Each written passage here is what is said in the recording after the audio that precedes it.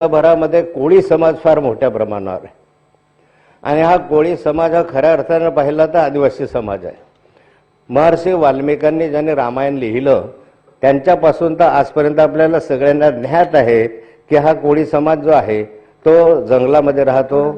आता तो अलीकडच्या कालखंडात काही वर्षापासून शहराकडे यायला लागलेला आहे, खेड्याकडे यायला लागलेला आहे।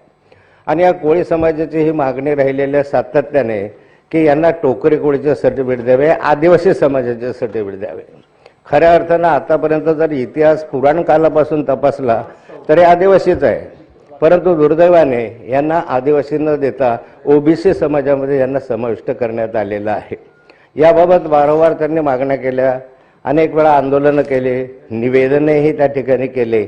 या कोळी समाजामध्ये सूर्यवंशी कोळी असतील, डांगर कोळी असतील, महादेव कोळी असतील, आणखी अशा अनेक प्रकारच्या कोळी समाजा उपजाती आहे।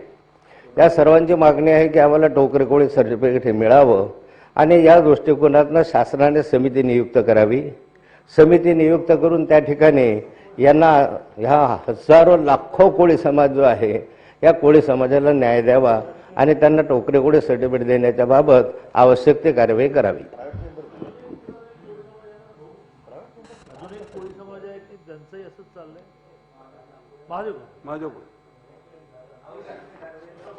ठीक आहे। आज शुक्रवार दिनांक 24 मार्च 2023 रोजी मान्य केलेल्या